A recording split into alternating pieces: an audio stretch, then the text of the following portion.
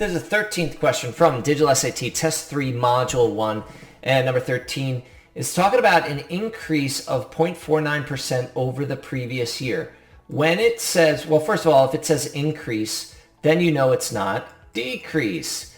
And if it's a percent of the previous whatever time it is, then it's going to be exponential. C is your correct answer. To see the following video, including why the wrong answer is wrong, check us out on YouTube. Go to IB Masters Learning Center. Once you hit the playlist, find Test 3 Module 1. Shorter videos just below these longer videos.